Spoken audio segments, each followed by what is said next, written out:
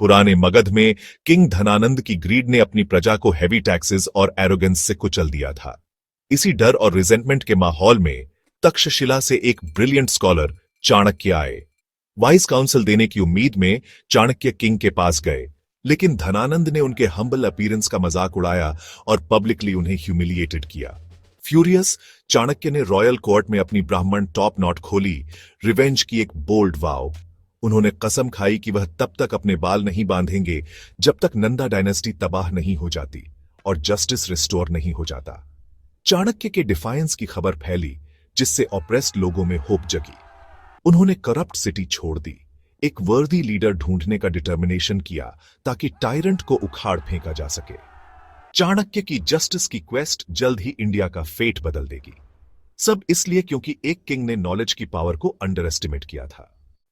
चाणक्य की खोज उन्हें एक विलेज ले गई, जहां उन्होंने एक लड़के चंद्रगुप्त मौर्य को एक सिंपल गेम में नेचुरल लीडरशिप दिखाते हुए देखा। ग्रेटनेस को पहचानते हुए चाणक्य चंद्रगुप्त को तक्षशिला ले गए ताकि उन्हें वॉरफेयर, स्टेटक्राफ्ट और एथिक्स में रिगरस ट्रेनिंग मिल सके।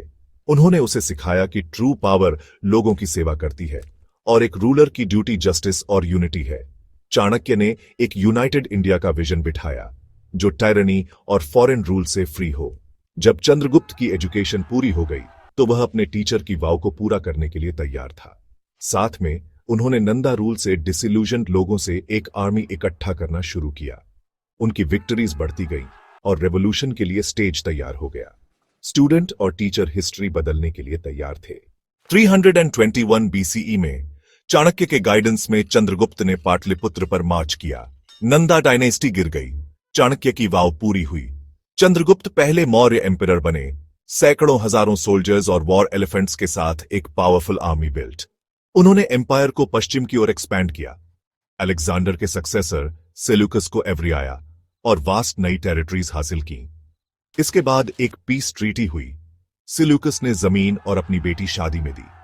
चंद्रगुप्त ने बदले में 500 war elephant sent. Maurya empire अब बंगाल से अफगानिस्तान तक फैला हुआ था, पावर में अनमैच्ड। इस विक्ट्री ने इंडिया को वर्ल्ड स्टेज पर एक मेजर फोर्स के रूप में स्थापित किया। एम्पायर की स्ट्रेंथ सिर्फ कॉन्क्वेस्ट में नहीं, बल्कि यूनिटी और विजन में थी। मौर्य एरा शुरू हो चुका था और यह सिर्फ शुरुआत थी। मौर्य एम्पायर की ट्रू फाउंडेशन चाणक्य का अर्थशास्त्र था, गवर्नेंस, इकोनॉमिक्स और लॉ के लिए एक मैनुअल। इसमें एक स्ट्रिक्ट लेकिन एफिशिएंट एडमिनिस्ट्रेशन का आउटलाइन था, जिसमें एम्परर टॉप पर, मिनिस्टर्स नीचे और हर विलेज तक पहुंचने वाली एक हायरार्की थी।